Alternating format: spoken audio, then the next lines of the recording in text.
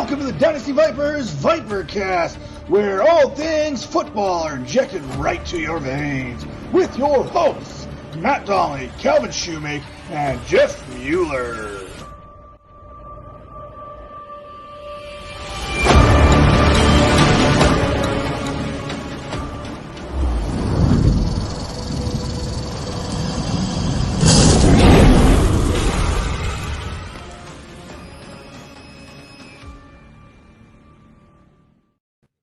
What is up, and welcome to a next edition here of our Team Spotlight series that we have with Dynasty Vipers. I am super pumped about this episode here with these Steelers fans, but just to give you a little bit of an introduction of what we're doing, we're going through all 32 teams, and we are just talking to guys that know football. They're in the fantasy football industry, know a little bit at least about what they're talking about, but they're also fans of the team. They've been around the team for a long time.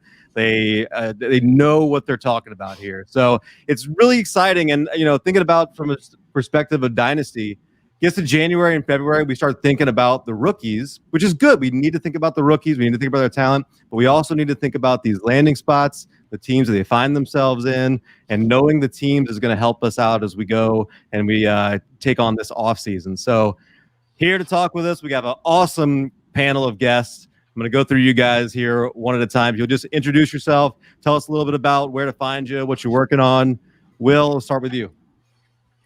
Absolutely. Thanks for having me on. Always good to get the invite. And hey, we're here to talk about who I think is the best team football. And I know that there's at least 2 or 3 other people in this podcast that would think the same. So thanks so much for having us on. Always good to rock out with the Dynasty Vipers. You can find all my stuff at itsharristime on Twitter. And yeah, writing for True North, I write for Monkey Knife Fight, and really putting a lot of energy into my company, Viridian Global, where you can actually find some awesome Dynasty Vipers merch on there.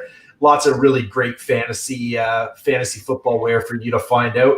And yeah, let's I guess I'll hand it over to Brian, the FF Aviator, my best buddy / nemesis.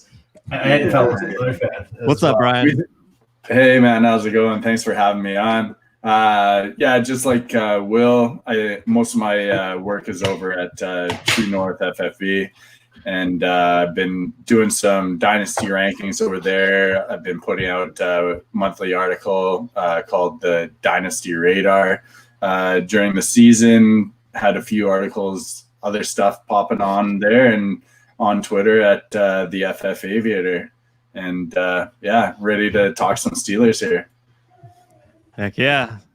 Herms, let's go to you. Introduce yourself. Tell us where to find you.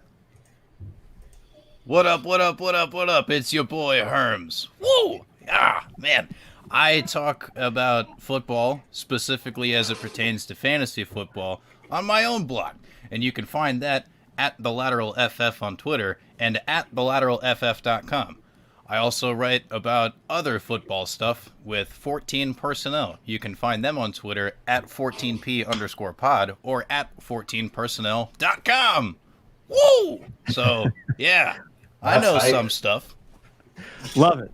Love the interview. And then, so, TNFT Tyrell, is it Tyrell? Is that your first name? Yeah, call me Ty. Everyone calls me Ty. Thanks so much for having me on. Big fan of the Viper channel on YouTube. Will, I remember the epi you were on. That was a really good ditty. You guys talked fantasy, talked about some charitable contributions that took place during the year. It was super fitting to see. There was some international vibe, some flavor on that one. And I remember it was, Josh at FF Gives Back on that one, talking Canada That's Cup. right. And our boy Will was on that one, pitching the catchiest named best ball league in the whole entire world. And it's funny, Will, on that one you go, it's super easy to find at the CNBBCL, I think. And it's That's just funny. right. I remember that so vividly because I give you a hard time about that acronym. But yeah, at True North FFB, that's where we are all at. Travis and I are live every Wednesday. Man alive, I thought we had quite the guest, quite the poll this past week. Graham Barfield. And then turns out you guys did too. Totally prices righted us. So That was a terrific interview, though. Great stuff. But if you like that, I'm sure you'll like the interview we had with them. So check out Fantasy Football on the YouTube channel, True North Fantasy Football. And yeah, we have JJ Zacharyson on next week. So pumped to talk about that. Wow. But pumped to talk about some Steelers Nation tonight.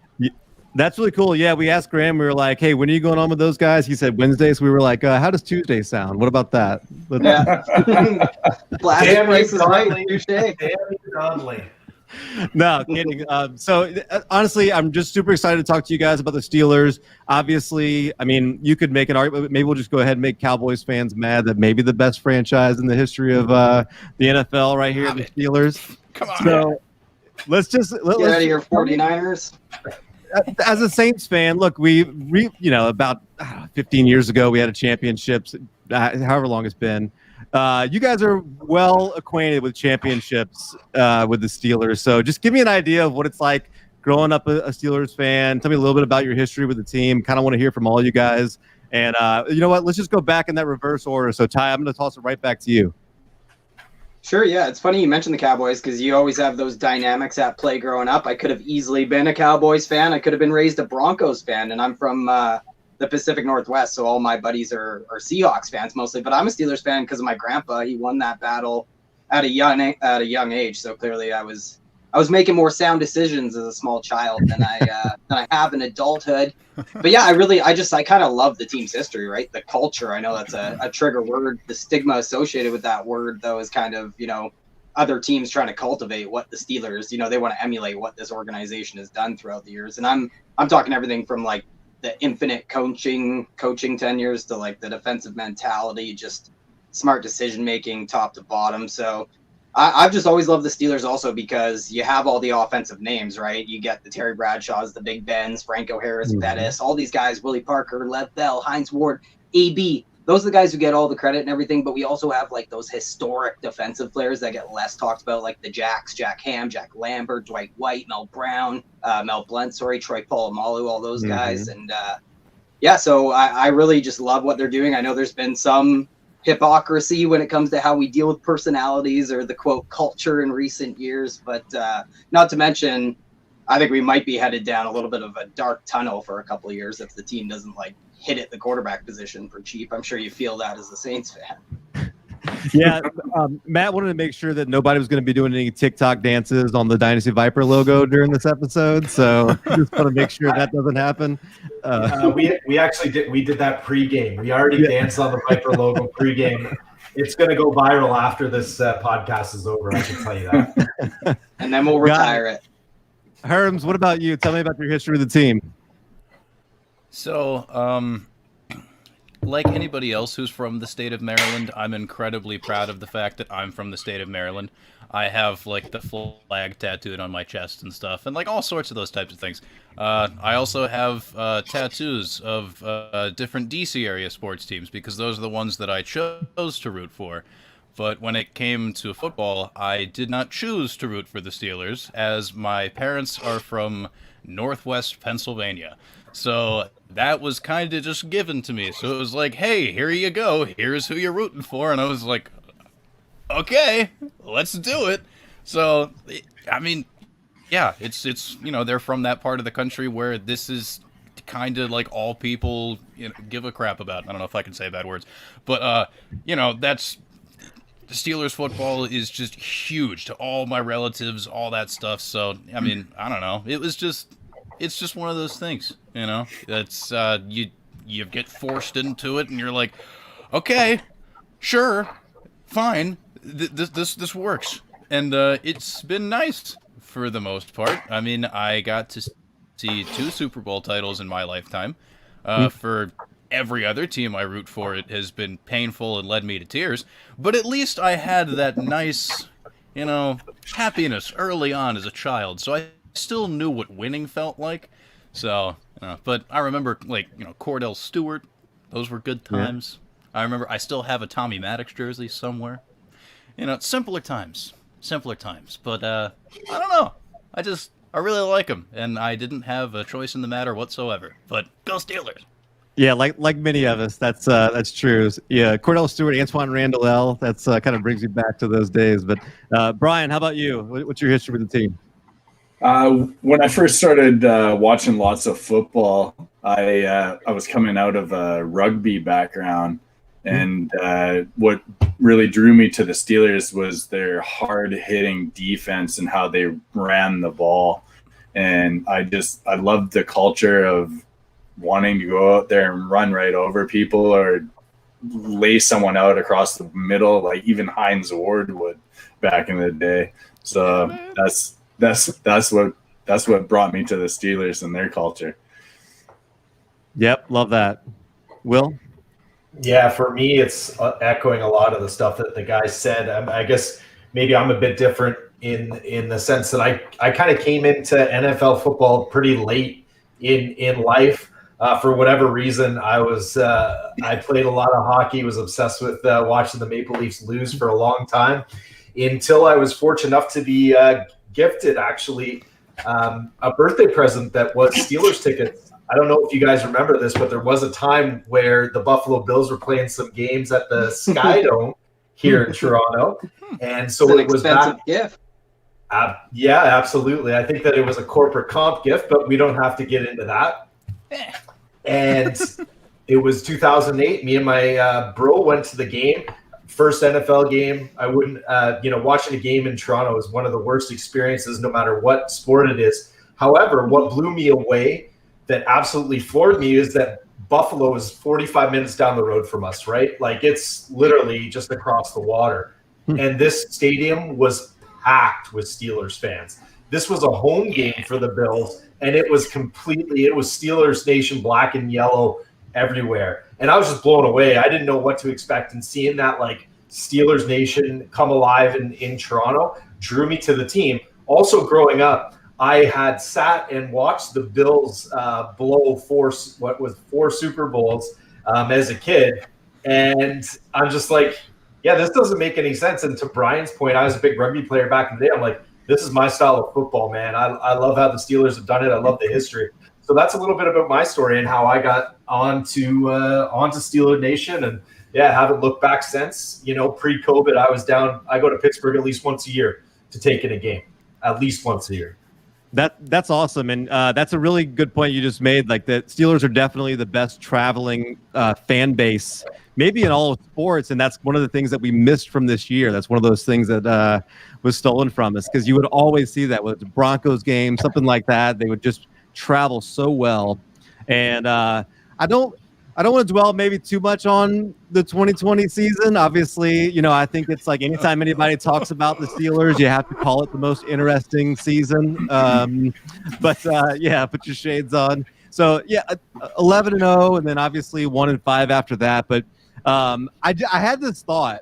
As bad as maybe the end of the season went, it could have been a lot worse. We could be looking at an AFC championship of the Ravens and the Browns, which would have been way worse, I think, for Steelers fans, right? Nah, whatever. I mean, I don't know about anybody else, but the Ravens, I absolutely despise the Ravens, just because it's one of those things. It's like the Spider-Man pointing at Spider-Man meme. You know what I mean? It's like, we're so similar that it's just like, But I don't know. I was kind of pulling for the Browns a little bit, because it's one of those things where it's like, the little brother that's, just like, I want to be like you guys. And it's just like, but they've grown up so much. Like, oh my gosh, I'm so proud of you. Like, just a small part of me was like, you know what? You get them, Browns. Very small part. But I was like low-key, like kind of okay with it, because they've been bad for so long. You know what? Screw it. It's like, you know what? Have your time. Go for it. Why not? Yeah, I kind of feel that narrative, but with Baker Mayfield at the helm under center, I cannot like that team, man. Just how he was showboating and gunning after that Week 17 victory against the Steelers. Come on, I can't pull for that team. I do like a lot of the pieces that Cleveland has done. Where they went, where they came from. That running game is absolutely impressive. But with Baker Mayfield there, they'll always be an absolute joke to me. I dig it. Yeah, I'm in the they're- minority on that one. About to experience some bad connection here. All right, we can't talk anything good about the Browns anymore. That's That's the only thing I had to say that was nice about them. Otherwise, it's like, Okay. So some interesting things about the season. Maybe you guys can just touch on this, but I noticed that no one threw the ball more than the Steelers did this year. Number 1 in pass attempts, 15 in passing yards. That shows you a little bit about what kind of passes. Obviously, we knew that. And nobody had less rushing yards than the Steelers. Obviously, those are probably some areas that we're going to talk about here in the offseason. But I guess going into the offseason, whether it's that, whether it's something else, what do you think maybe the elephant in the room, the biggest thing that we need the Steelers need to work on over the offseason? Who wants to take this one? I don't know where to start. We definitely need a running game, and we also might want to start grooming someone to fill in for Ben eventually. I don't know if that's Haskins or what, but Are you sure we still don't have time? I mean, we've been waiting on it for how long now? It'll be fine. They'll figure it out, right? Mason Rudolph, he'll be all right. And it's not like we've got pieces to replace on the O-line either. There's no issues there either. And we might not lose, probably one of our Pro Bowl linebackers as well. That won't happen either. Yeah. I think that there's, both good and I think it's all actually pretty negative how we ended the season, but it revealed some very serious deficiencies as an organization and as a team. It was a disappointing start. I think that I also have to say, because people got up on their anti-Steelers soapbox pretty damn fast. And, I can speak for at least 2 of the Steelers fans here that we're pretty humble, football loving, we're pretty objective guys. And this mass kind of ganging up on Steelers fans that we're all these, chest beating, kind of like, big attitude, big ego kind of fans. I'm like, have you guys ever interacted with a Steeler fan? And I was just, everybody got up on this anti-Steeler soapbox. And I'm just like, really? That's what it's come to, Twitter? Like, that's what you guys actually think. And, most of the time I just kind of keep my mouth shut, but I had to put up my hand a couple times and say, hey, like, you follow me and we interact all the time and you're grouping every single Steeler fan in together. That's not cool, man. Like that's not who Steelers fans are. Herms, I don't know if you're probably in the same boat, but like I was a bit kind of shocked and dismayed, and that everybody said that you guys are the worst 11-0 football team that has ever existed. Did you guys see Green Bay didn't go 11-0 either, but they weren't a great team last season either. So I think that everybody kind of piled on the Steelers when we were down. I guess that's what you get for winning 6 championships and being a perennial contender in the AFC North. I guess it's come to be expected, but the team wasn't as good as the 11-0 record led on, but they also weren't as bad as everybody decided to make them once they started to pile up some losses. And the teams that they played, people, I said, I remember it on the Jet Suite show, that, everybody was asking me, so the Steelers going to go undefeated? And I said, I don't think so. They're playing, at that point, they're going to play probably 2 of the toughest defenses in the league. They're going to play them tough. And like without a run game, we're going to be in tough. So I think that we can go in any direction in terms of needs. There's a lot of needs here. Ty, I would love to hear what you're thinking. Where's the number one need for our black and yellow man? Oh, it's kind of endless. And just to your point really quick, it's because of the defense. Like, I kind of agree there was a handful of issues that you could point to for the Steelers not being a good offense or, the efficiency and all that. But it was the defense. People hate defense. They don't want to admit about really good defenses. Chicks don't want to hear that crap. But when you look at the team needs, I think it's really hard because it brings in you have to bring the salary cap into the conversation because they're already over the cap, and you're definitely going to lose Bud Dupree coming back off of back-to-back seasons, really high sack totals. I say good rinse. I mean, it's not supernatural that we added TJ Watt. We have Tua Hayward alongside him, but Mike Hilton, Cam Sutton, both free agents, and then Joe Hayden, Steve Nelson, both overpaid. Andre Villanueva, Matt Filer on the offensive line, both free agents. DeCastro and Pouncey, both overpaid. Maybe not DeCastro, but Pouncey is probably a big cut candidate. Maybe you can save some money there, but Juju Smith-Schuster would be the big one. I think that's the other one, because if you lose Juju Smith-Schuster, I think people are going to make wide receiver a big need for this team. I'm not sure if that's even entirely true. I think a number one running back, like, I guess my answer would be quarterback is the obvious one, but I'm really not sure they're in a position to add a quarterback that I'm going to approve of and, that they can afford. And the answer, in my opinion, is probably offensive line and cornerback. Like, let's rebuild some of the positions I believe in, but a number one running back would be kind of the sexy answer for sure. I think a number one running back is definitely on the table. Another covered corner linebacker I want as well. But overall, like, they need to fix this run scheme. It has to be fixed. The last 3 years straight have been terrible.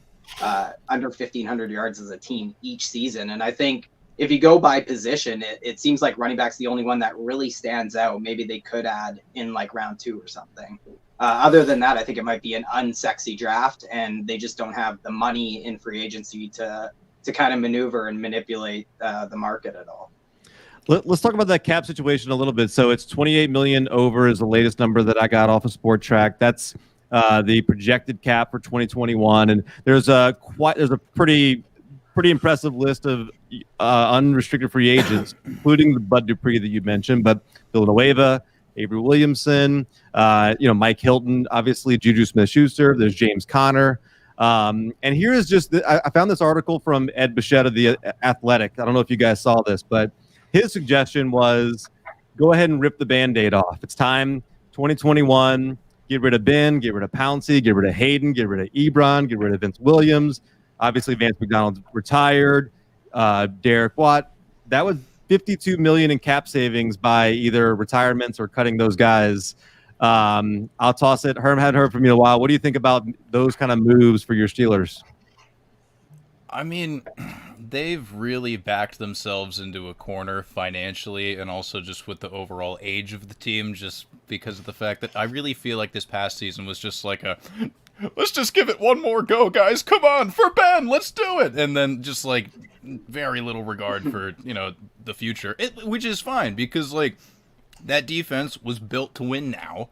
And, 2019 didn't really go super well for obvious reasons. So it's just like, hey, you know what? Screw it. If they want to give it one more go, fine. But, at this point, we kind of saw what that team really is, especially because, like, once the defense really started to fall apart, because whenever, you're missing Bud Dupree and Bush and those types of dudes, and, like, the onus got put onto the offense to win the game for you, it was like, they can't do that anymore. This isn't the Killer Bees anymore. This is not the type of thing where you could, just put up those big points whenever you absolutely needed to. Like, the team's just not there anymore. So, I mean, more power to them for giving it one more go, but I think at a certain point it would be responsible to turn the page. And, I don't think that this offseason is going to be that exciting, but there's just in terms of like, big additions or anything, because it's really just going to be a lot of sad goodbyes.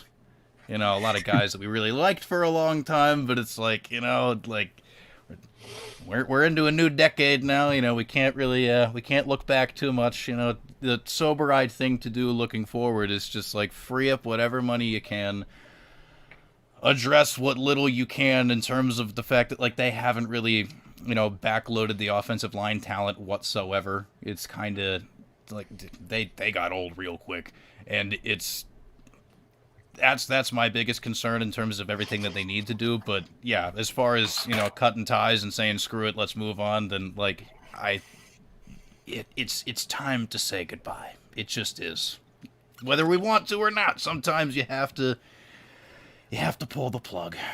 So you mentioned the injuries there, and it's not like the Steelers team was bad. I think that's going back to Will's point. It's not like this was a bad football team. Ben's not Tom Brady's age. He's not Drew Brees' age.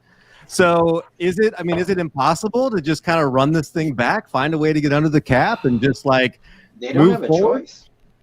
I don't think they have a choice, because they have backed themselves into a corner that literally all you can do at this point is do what they always do, or at least have done in the last couple of years in similar situations. Obviously, the cap has kind of caved in on itself this season, but it does skyrocket in 2022, and the Steelers do have a ton of cap room in 2022. So what I imagine they'll do is move a ton of this money like they do every year to the next season and get relief that way to get just under the cap, $2 or $3 million under the cap. And I imagine, like, let's pretend Big Ben comes back and that's guaranteed, set in stone. They'll move a ton of his money to 2022. Cutting Pouncey is definitely a foregone conclusion. That's like the assumption I'm operating under. Couple other guys that what's his name mentioned in that article in The Athletic that I did read. I just felt it was a little bit of a reactionary piece because, well, we might agree with that being the proper way to attack this, team going forward. I just don't know if they're in a position to even do that this year. It might be next year that they have to do exactly that. And, they have guys like Stephon Tuitt who can also have money moved to 2022. Yeah, and there's a lot of talent on the team. So this is actually, I don't know if how many of you guys have kids, but this is my 12-year-old son loves Minka Fitzpatrick. Just thinks he's the best defensive player in football.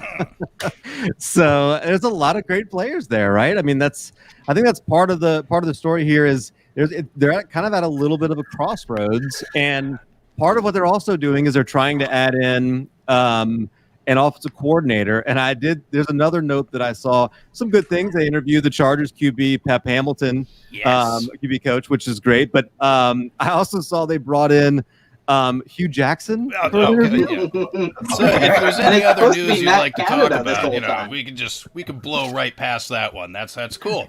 Totally cool. That one's just weird. That's so weird. I don't understand that one at all. Well, what's weird is it was like everyone was operating under the assumption that it was Matt Canada. It was like the guy who was going to take that job. And then we're like, well, why hasn't he been named yet? And then you hear Hugh Jackson got interviewed, and, I didn't jump off a bridge. I'm here, but, I think about it. Brian, were you were on hiatus here? You making your return right here on the Dynasty Vipers? Yeah, I was back to work, studying to go back to work. I took most of football season off with reconstructive knee surgery, so I had to get back into the books and go back to work like a real human being again. Nice. Nice. Mullet. Yeah, I had to cut off the mullet. The beard's growing back out right now. It's looking good, Brian. You're looking good, bro. Thanks, bro. That is awesome. So we'll talk a little bit about free agency, but there's already been one signing. Let's talk a little bit about the quarterback that was brought in. Will, what do you think about your new QB there in Pittsburgh, Dwayne Haskins? Why not? I've got a feeling, I don't know how the rest of the guys feel about it, but Big Ben, I almost guarantee, is going to hold on for this season, which is interesting. I think that he does stick around for another year. He'll come back for the 6th consecutive season in the best shape of his life, which is, do you know that so this is an interesting factoid. That's right, beer, golf, and yoga. Ben actually loses more weight every season coming back into the season than the season before, because during the season he gains about 100 pounds, so that he has to lose like 80 pounds. So it started off, I lost 40 pounds, then it was 50 pounds, then it was 60 pounds, because he ends the season heavier than what he did the season before. So Ben will come back again in the best shape of his life. I think that it's really interesting bringing in Haskins. What else are we going to do? Are we going to give it to the Duck Man and the other clown that we have, the reindeer? I don't think so. We did that for a season, and it was a catastrophe. Dwayne Haskins, do I think that there's some arm talent there? I think so. I think that we can all at least agree on that. Is there some questionable decision making? Absolutely. Do the Steelers have a history with this type of player? They do. Yes. And they do have a history with this type of player, and the results have been pretty damn good outside of Martavis Bryant. But thank you to the Raiders for that.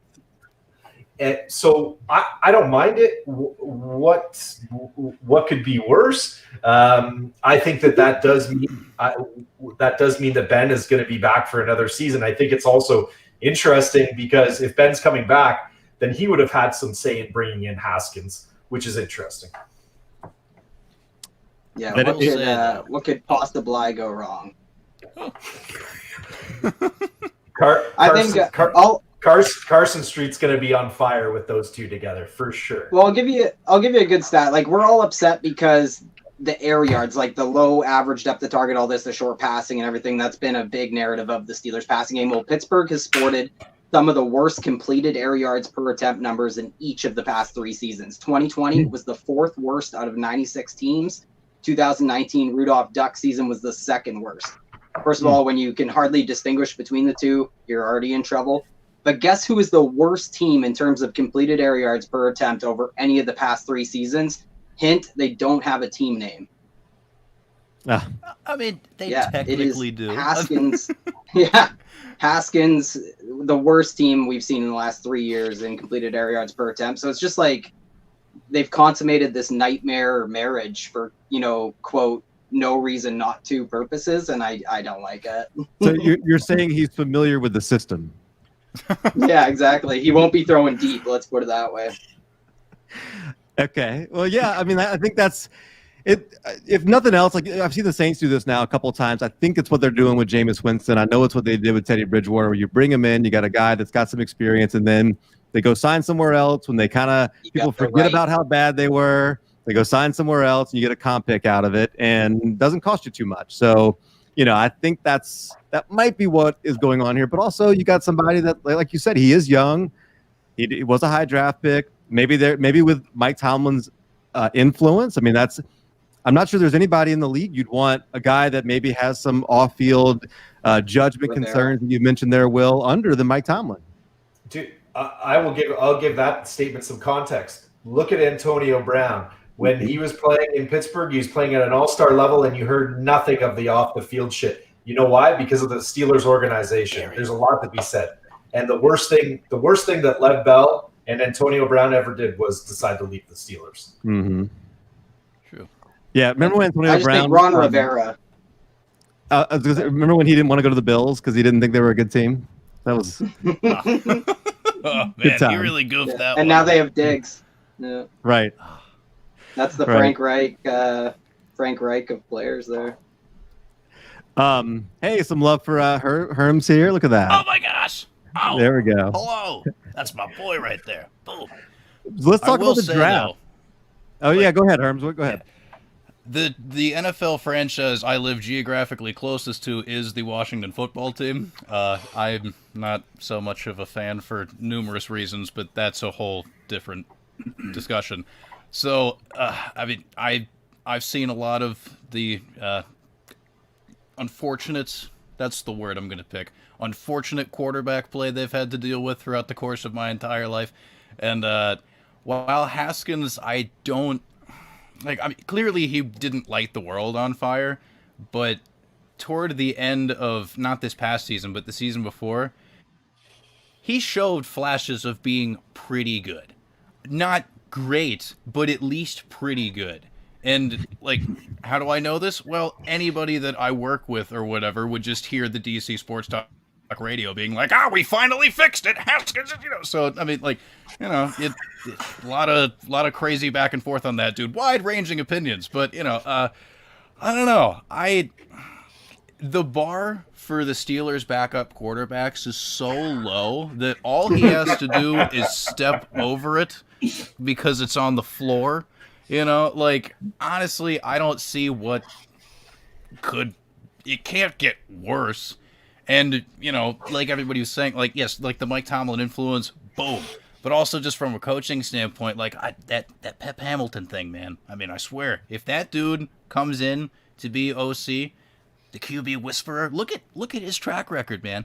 I mean, he's done a really good job because, like, working with people like Andrew Luck at Stanford and just like, man, I would really like to see it. I'm more excited about it if they land Pep to come in, because at that point, the two of them working together on top of the culture that already exists to really work to humble people and stuff. I mean, like, low key, like, I don't know, it could be good. It's likely to be terrible, but, like, it could be good. It could be good. Keep an open mind. Let's talk about the draft. the Steelers are in a position that it's not likely that the answer for quarterback is going to come from there. Like the cap situation isn't necessarily great unless you love Kyle Trask. I don't know that there's going to be a great quarterback available at 24, but this Najee question that seems to be somebody that keeps getting mocked to the Steelers. Will, I'll just start with you. What do you think about what they're going to do with that number 1 overall pick? O-line. Best available O-lineman, 100%. We can dream about a 3-down back coming in the draft. It's not happening with that first pick. If they don't go with the O-line, it'll be a big surprise to me. I mean, this is a smart organization. They built from their lines, and I think that they're going to probably seek some value with some later running back picks. I'm still hopeful. I know that Ty is already writing McFarland off. I like what I saw there. You give some more snaps to him next year, bring in a veteran back, and just I think about somebody like Mark Ingram to come in and just plug that role of a veteran back and give McFarland some snaps. What about Snell? Don't get me started. Don't get me started with Snell. Come on, you love him. He's right up there with Montgomery for you. Yeah, it would be a toss-up who I'd want on my team, Demon or Benny Snell. It would be pretty close between the two. But I think that first round capital is going to go to the O-line. It pretty much has to, because, yes, ideally it would be super sick to see somebody like Najee Harris come in, but even if you look at the history of the franchise, they find value at running back later on. Because, unless we forget, it's not like Le'Veon Bell was a super early pick either, you know what I mean? The stud that everybody remembers from the last decade or so. They've always done a very good job of identifying that talent to fit what they do. And like you said, building from the inside out in terms of how they just do their roster in general. So, if it's not O-line, I'd be like, wow, okay, cool. Okay, what's going on? Because it would just be such an identity shift, being I don't know. It's the most responsible thing to do, and it's the thing that they just, because as much as we want to fix the running game with a running back, no. You fix the running game with the line in front of them. That's and they haven't even hired the offensive line coach yet. They still have to hire an offensive line coach, which might be one of the hang-ups why they haven't named an offensive coordinator yet. Yeah, I thought they were looking at the was it the Lions offensive line coach they were looking at? They brought him in for an interview, which is really interesting. I still kind of want to see what Anthony McFarland would do. Snell's one thing, but McFarland looked like he was pretty good to me when he got some work, and I liked him in college. Well, I think Snell's usage. Snell's usage, I think, kind of shows us though one of the big identities of the Pittsburgh Steelers running back is that they can be an every down back, and I feel like they might want to try and get back to that because a lot of the whispers are circling around adding a 3-down running back. And the whispers, like Kevin Colbert, the visits, the Zoom meetings, we can follow that. And it's actually pretty sticky when it comes to the Steelers organization, following the meetings and all that.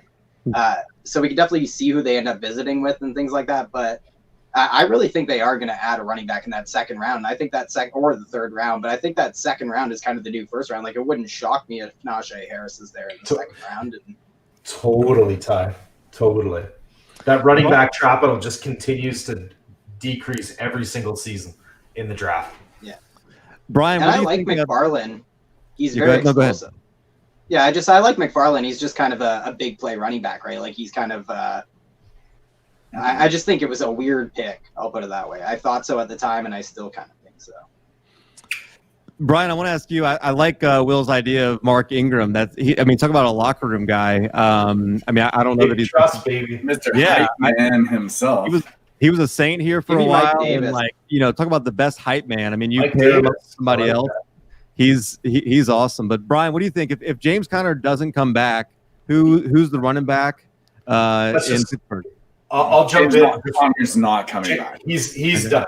Can we all collectively agree that he's not coming back as a Steeler? Shout out Erie, Pennsylvania, though. I do love James Conner very much. That's where my family's mostly from. So I've got a soft spot in my heart for the guy. It makes me sad to see him leave because I wanted it to work so badly. He's so cool. This is the perfect marriage, yeah. Yeah, but his body just, I mean, like I'm glad they gave him the opportunity that they did. It's a great story, great guy, everything about him fantastic. But his body's been through a lot, whether it's injuries or cancer treatments, for God's sakes. Like Right. him even COVID making this it year. to where he did. Right. It's just like, I mean, I love that dude. I love that dude to death. Wish him nothing but the best, but it's over. To your question there, I'm sort of along the same lines as Ty and Will. I think in that first round they're going to go offensive line, and I could see them drafting someone day 2. Take a chance on a guy if that's where they want to go. Like Ty was saying, they're really good at picking guys to fit their scheme, and they'll get production out of whoever they decide they want to go with that scheme. You mentioned if it's a free agent, I think it'll be through the draft myself. I can't really see them bringing in someone. I know Ty likes Mike Davis. That might be a cheap option, I think he'll be back in Seattle. I've heard a rumor about possible Chris Carson. He'd probably work in that scheme as well. He might be available for a friendly deal with the Steelers to come over that organization. I wouldn't hate that, but my gut feeling is they're going to address it in the draft. How many of you guys are also Penn State fans? Anybody? Huskies, No. Let's go Huskies. Huskies. Okay. It's too high for this guy, but somewhere if they could find themselves in the early second, Pat Freiermuth seems like he would be kind of an interesting guy to add to that team. As a, I wouldn't mind Javonte Williams either. I like what I've seen on film from him. Me too. I could see that.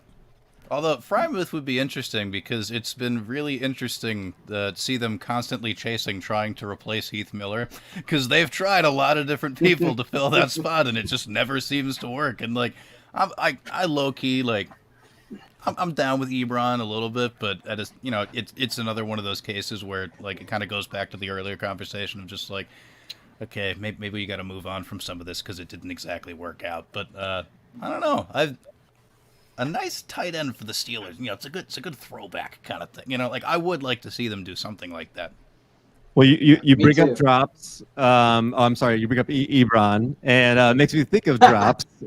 Of course, yes, naturally. Let's talk about Deontay Johnson, because obviously that's the narrative on him. I think he's super talented. He got 140-something targets this year. It's not like he was terrible. He finished as a wide receiver 2. I think he got knocked out in the first quarter of 3 games. So I mean it was Or benched. Yeah. So what do you think? I mean, Deontay, is he kind of a guy that you're looking at as can be a 140, 150 target kind of a guy going forward? Will, what do you think?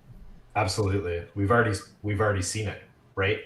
The drops can also be correlated to the amount of volume that he did see on a game-to-game basis. I think the talent is there.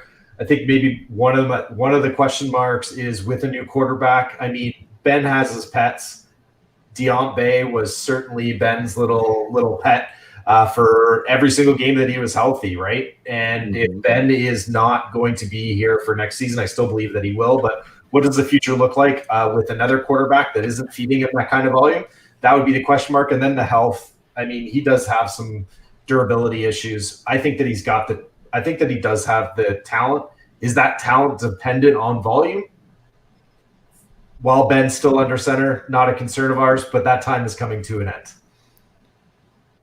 Ty, what do you think? Yeah, I think you nailed it on the head with the volume. I think is the issue, right? Like 144 targets is exquisite, but you mentioned one of the pass heaviest teams in football, so a 23% market share will look a lot different in a different offense. And if we're preaching about this run game sort of being a priority in the off season, I think we definitely have to scale back some of the expectations. With that said, I think we expect a lot of vacated volume in this offense if Juju Smith-Schuster was to leave. a lot of that goes to the red zone. So I think him and Chase Claypool had like the most targets inside the 10-yard line for the Steelers team already as a rookie. So it's not like he's going to skyrocket from there. So a lot of those Juju targets would go to either Ebron or Deontay Johnson. The thing I noticed about him this year, though, was he was really feast or famine. Like, he was a top 24 wide receiver in PPR 7 times this year, but only six of those times he ended up being a top 12 wide receiver. So when he finished as a top 24 wide receiver, he basically finished as a wide receiver 1. But when he didn't finish as a top 24 wide receiver, he wasn't, blowing up or anything. So I think a lot of it will come down to the touchdown total with Deontay Johnson next year. And I think that's another area that we can spot some pretty obvious regression when it comes to the Steelers team, because, we look at these last 2 years from Ben and we're spotting a lot of ways that he's declining, yet he's posted his 2 highest touchdown totals in 2018 and then 2020. So I like Deontay a lot. I just worry that he might jump the shark a little bit in fantasy. Yeah, and could some of that come because Chase Claypool gets more involved? I mean, you mentioned feast or famine there, and sometimes it does seem like they just, whether it was they didn't trust Ben to challenge down the field, whether he didn't trust what he was seeing down the field, or didn't feel like he could make the throw, whatever it was. Brian, what do you think? You think Chase Claypool surpasses him and is the best wide receiver on the team next year? It's funny you asked me that, because I think I'm one of the higher guys on Claypool around TNFF anyway, but they were bugging me about my rankings yesterday too. But I'm lower on Deontay, and yeah, I think that Claypool definitely has a higher ceiling. I see it anyway. Just his athletic profile. I like his size. I like his speed. Deontay's a better route runner for sure. But I don't like how many drops he has. And we were having a conversation the other day, and, it got pointed out to me that some of the higher, bigger name guys are typically leaders of drops for the season, because they're getting more targets. And I don't ever really see any of those higher profile guys getting benched in games because they're dropping the balls. There was a lot of concentration drops where Tomlin just wasn't having it, and it happened too many times. And I think with Juju getting out, they're going to have to look at what they have, and I could totally see them scheming Claypool. They did it in the middle of the season a lot, and they sort of got away from it a while. When Claypool was heavily being used, they were scheming him on jet sweeps. They were using him in the end zone. They were building plays around him and using his athletic ability. And I think that's what you could see going forward. Yeah, and so it sounds like we got kind of a consensus that offensive line is the biggest need. I think even with Juju leaving, it doesn't seem like wide receiver seems to be something that needs to be addressed very much. What about, there's a lot of big names in free agency coming up. The defense is pretty set. It doesn't seem like there's a lot of needs for defense. Correct me if I'm wrong, but what do you think? In terms of free agency, is there a big name guy that, assuming they can figure out the cap situation, is there any kind of big names that you guys expect to bring in? Herms, start with you. I don't really think so. I think even if they really wanted to, it's not something that would be financially prudent for them to do anyway. I think they're very conscious of that, and I think that they understand that, some of the things that, maybe doing some of those types of things will be better served for next off season and the season after that, when the financial flexibility becomes a little, expanded. There's a word. I'm going to stick with that word. Yes, when it becomes a little more, possible for them to do stuff like that. But I think at least for this offseason, it's going to be relatively boring in terms of, watching, the free agency frenzy go along, because I don't think you're going to see a lot of big name Steelers stuff. So, in terms of, off-season transactions, I'm thinking about the draft. I'm not really even thinking about free agency. So, there are some dudes that would be awesome that would come in, especially because I know, going back to, Chris Carson's name being mentioned, yeah, of course, that would be totally sick. But, what's the likelihood of that happening? I don't know, not that high.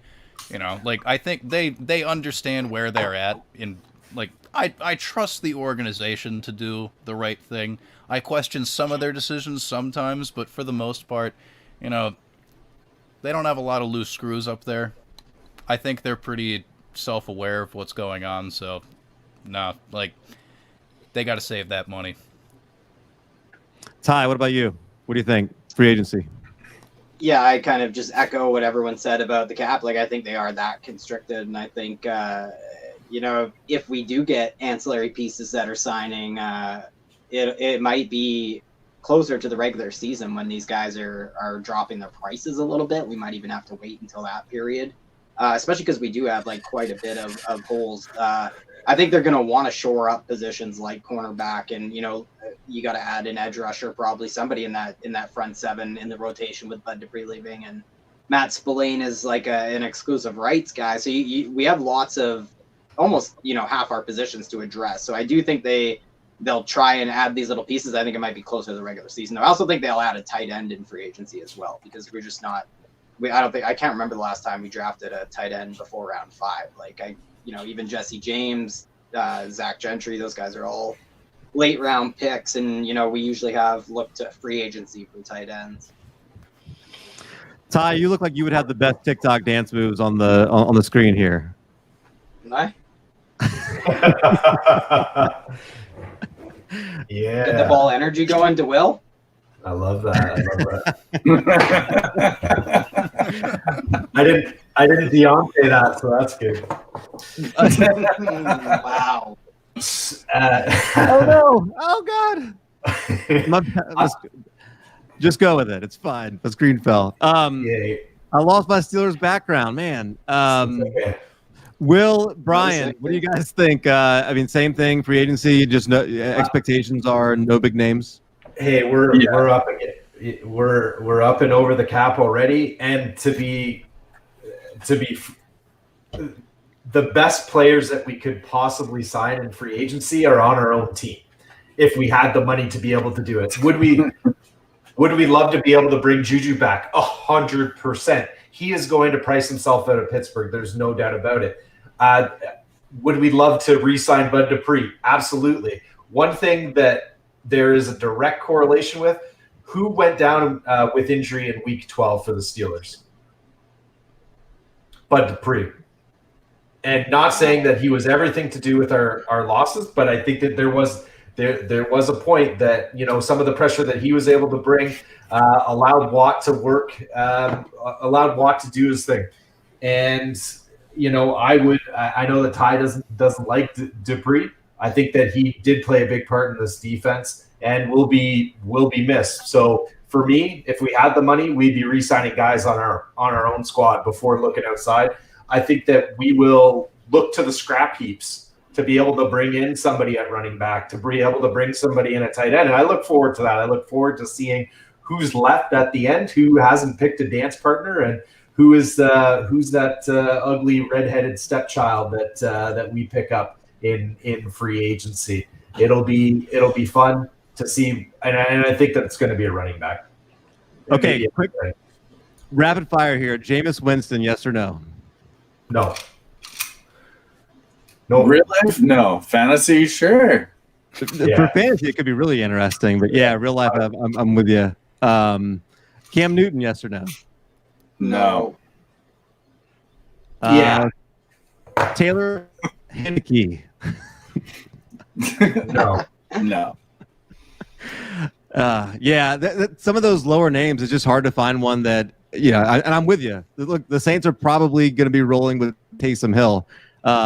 So I'd love for there to be a nice name out there that they can somehow find themselves with, but they're just, unless you're gonna go all in and get Deshaun Watson, there just doesn't seem to be a lot of names I'm excited about with that lowered in the 20s draft slot at least. So with that, really excited that you guys came on. We're gonna wrap that. That'll wrap up our Steelers talk. I think we were able to cover it pretty well there. I want to go back around just really quickly. Tell me just where we can find you. I want to make sure we give everybody a chance to make sure they're following you and all that stuff. Ty, we'll start with you.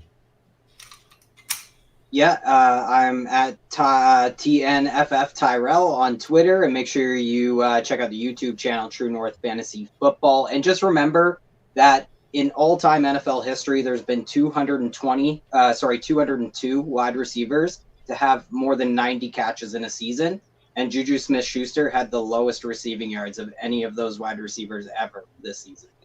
So just everyone keep that in mind. Dropping knowledge. Just for fun. Just to beat on Juju. I just had to say drop one more time. That's all. I just had to say that one more time. Herms. At Herms NFL on the Twitter. You can also find my blogging stuff at The Lateral FF on the Twitter. TheLateralFF.com as well. Also, 14personnel.com. 14p_pod. You can find some of my NFL content there. Yeah. Good stuff. Thank you for having me. Brian. You can find my articles and my rankings at True North FFB. Check True North out as well. They got a YouTube channel. 5 different shows I think we got going weekly. And lots of good content pumping out from them. And at the FF Aviator. Question for Will right here. Where can we get some Viper swag? I'm getting to it, Donnelly. Holy smokes.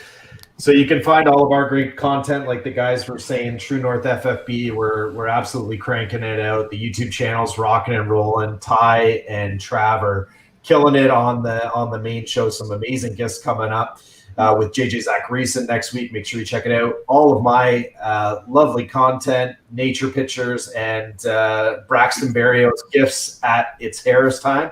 And if you need a fantasy football t-shirt, there's a certain player that you absolutely love, team that you love, or a fantasy football brand like the Dynasty Vipers, come to www.Viridian Global. We've got all your gear. We've got t-shirts, we've got hoodies, we've got hats like the one that you see here. Literally everything that you can think of, guys, we've got it. So check us out. Check out the Viper gear. Check out the True North gear. We really appreciate all your support. Will, I appreciate you reaching out to me for this. This was a lot of fun. I appreciate having all you guys on. It was, it's just always great to hear from fans of these teams and hear, some of the history and just listen to, nobody knows their teams like you guys like you who are fans of the team. So it's awesome to hear. For Will, for Brian, for Ty, for Herms, Matt Donnelly in the chat room here. Certainly I want to give a shout out to Bob Gilchrist as well. He's been killing it with the backgrounds and the screens. Certainly love what he's doing. For all these guys, Dynasty Vipers.